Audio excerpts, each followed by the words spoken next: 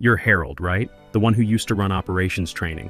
That's what the new intern asked me as I was crawling under Patricia's desk at 7:42 a.m. on a Tuesday, trying to fix a server connection that had crashed overnight. Not Mr. Foster, not even the VP. Just used to, like I was some piece of old equipment nobody warned him about. I'm Harold Foster, 48 years old, and I've been keeping TechFlow Solutions running for 14 years. Still do, depending on who you ask. The kid chuckled nervous-like, probably thinking I was making a joke. I wasn't. 14 years building this company's backbone, training protocols, operational systems, everything that made this Denver outfit more than just another tech startup burning through investor money. And here I was, flat on my back under a desk at dawn, because our modernized IT structure couldn't handle a basic network failure. Welcome to Operations Training, also known as the department nobody remembers until everything falls apart or someone needs a scapegoat. Don't get me wrong, I didn't need applause. Never did in the Army, didn't expect it here either. But watching executives I'd trained from day one get corner offices while I got birthday cake in the break room, that's a special kind of reminder about where you stand in the food chain. See, I came to TechFlow straight from 16 years military service.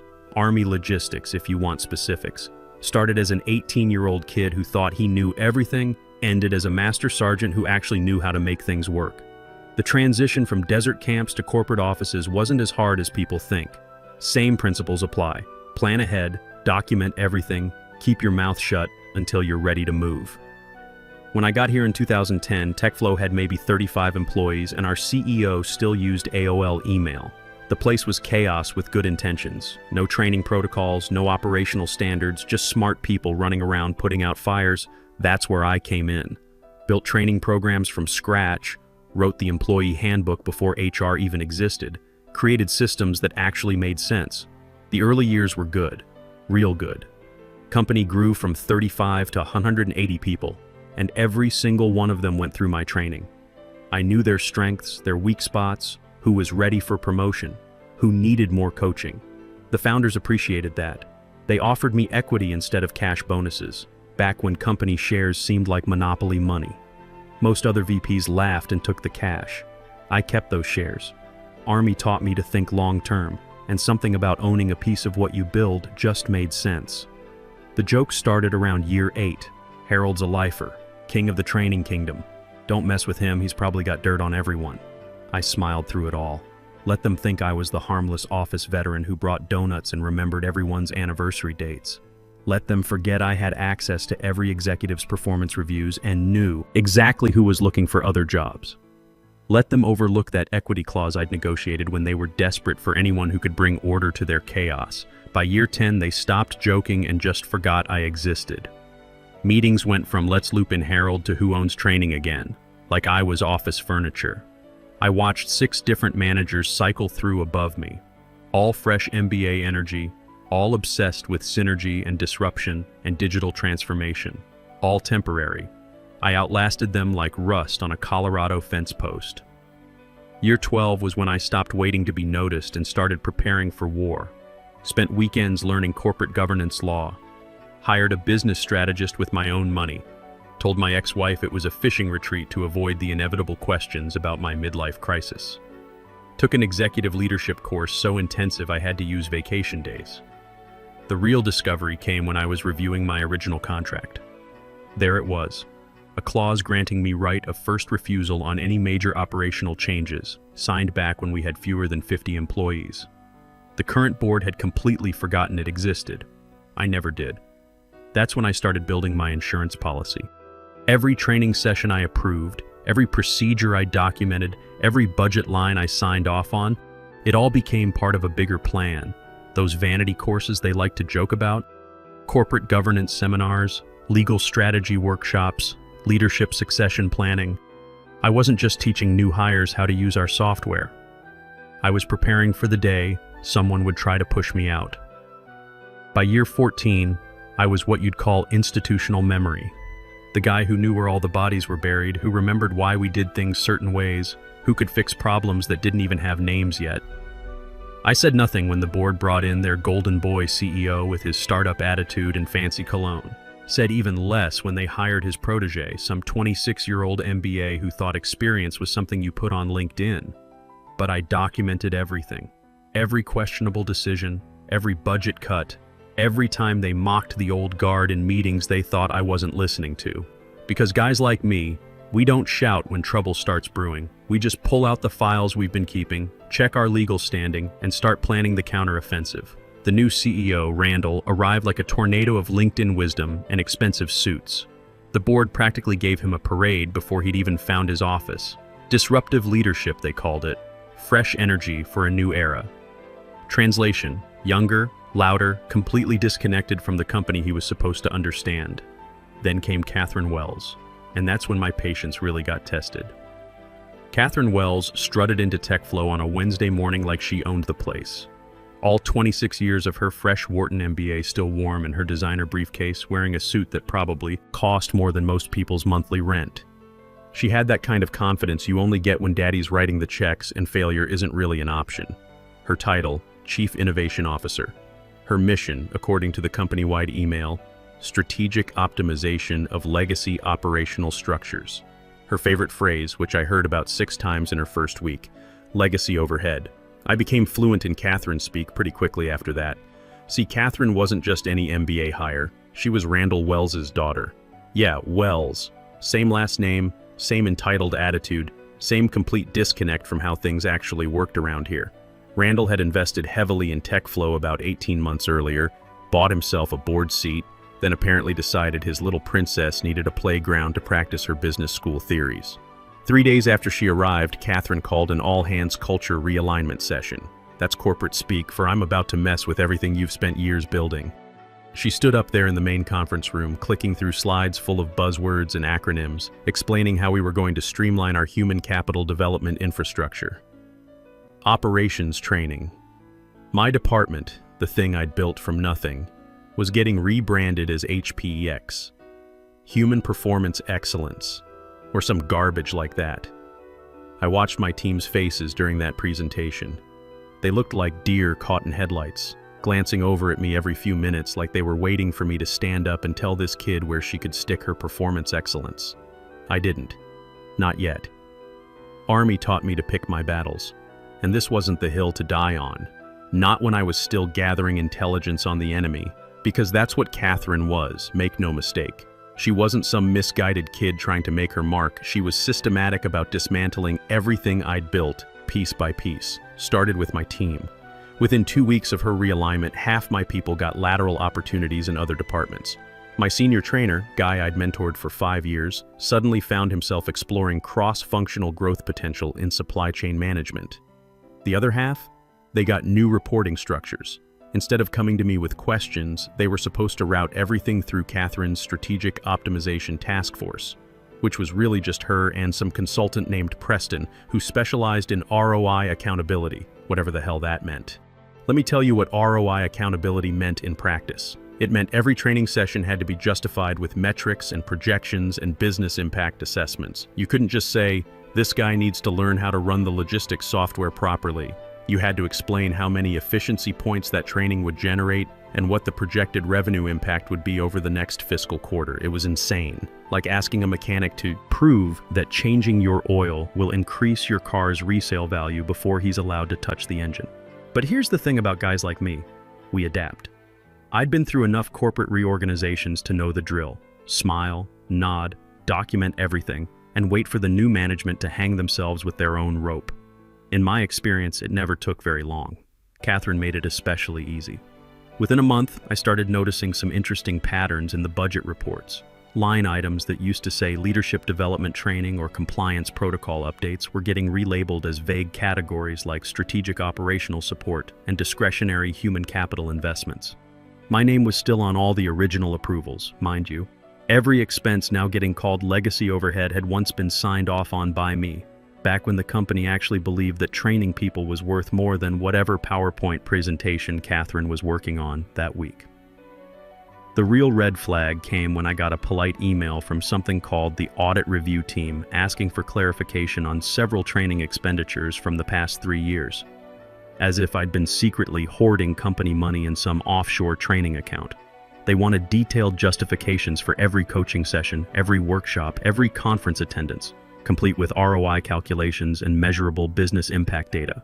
Meanwhile, Catherine was greenlighting consulting fees that would make your head spin. $31,000 to some outfit called Strategic Performance Solutions for a project she called Organizational Acceleration Architecture. When I looked up Strategic Performance Solutions, guess what I found?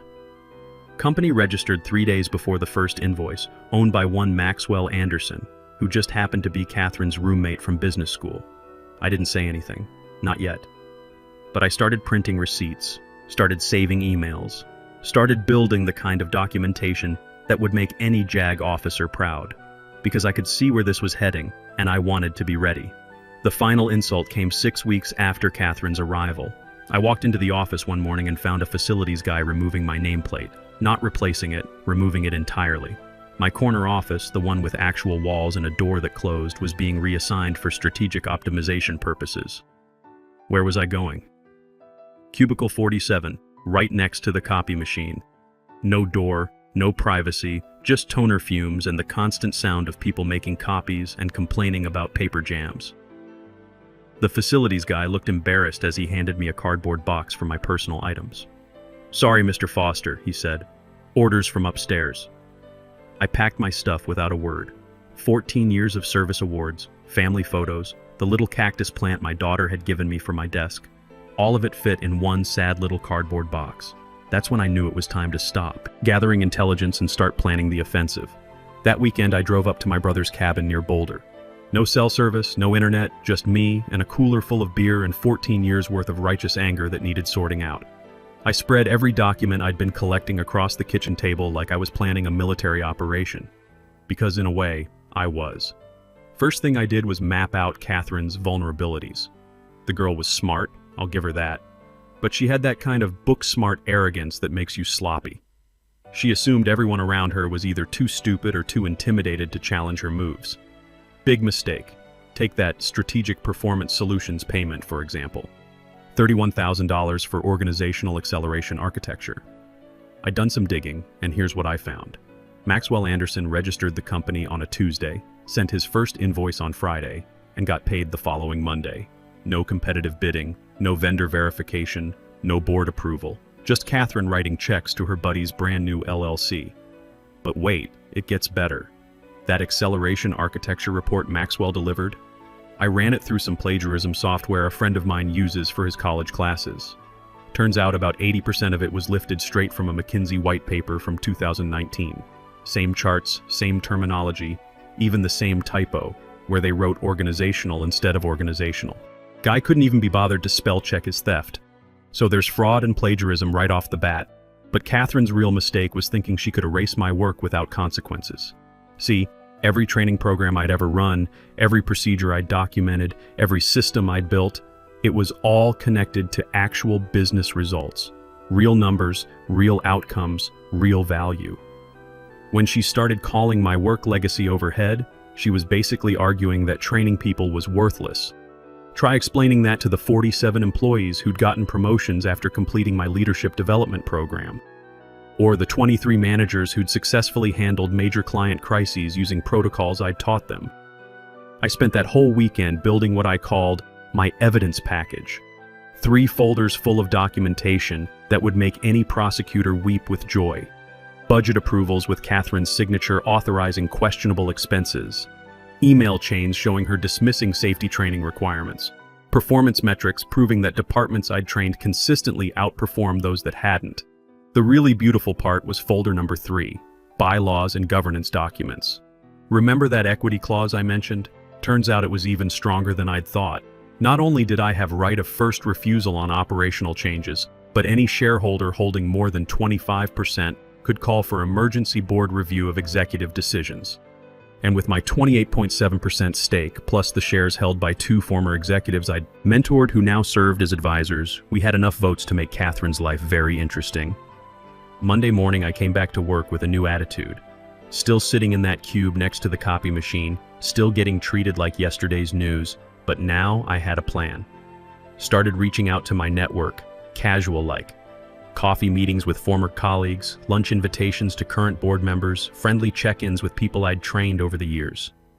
What I found was exactly what I expected. Catherine was making enemies faster than she could count them. The sales team was furious about her streamlined client engagement protocols that basically required them to fill out 20 forms before talking to a customer. The engineering department was ready to revolt over her insistence that all technical training be gamified with points and badges like they were kindergartners. Even better, I discovered I wasn't the only one she was targeting. 2 other longtime employees had gotten similar treatment, marginalized, demoted, moved to crappy offices. Catherine was basically conducting a purge of anyone who'd been there longer than she'd been alive. That's when I reached out to Patricia, our general counsel. Patricia and I went way back. I'd helped train her assistant when she first arrived, and we'd worked together on policy updates more times than I could count. Smart woman, sharp as a tack, and absolutely no tolerance for corporate BS. "Harold," she said when I knocked on her door, "I was wondering when you'd come see me." "Things have been interesting lately," I said. "That's one word for it." She gestured to the chair across from her desk. "What can I do for you?" I laid out my evidence package piece by piece. The fraudulent consulting payments, the plagiarized reports, the systematic dismantling of training programs without board approval. Patricia's expression got more serious with each document. "How long have you been documenting this?" she asked. "Since day one. Army habit." She smiled at that. "Harold, I need to ask you something, and I want you to be completely honest. Do you have any ownership stake in this company?" 28.7%, I said. Plus voting proxy agreements with Calvin Rodriguez and Diane Morrison from the advisory board. Patricia leaned back in her chair. "Well, I'll be damned. Harold, do you realize what that means? That I can call for an emergency board review? That you can call for a lot more than that?" She pulled out a thick binder labeled Corporate Governance Procedures. "Have you read Section 12C lately?" I hadn't, but I did that night, and what I found there made me smile for the first time in weeks. 2 days later, Catherine called me into her office. Not the conference room, her actual office, the one that used to be mine with my fake plant still sitting on the windowsill.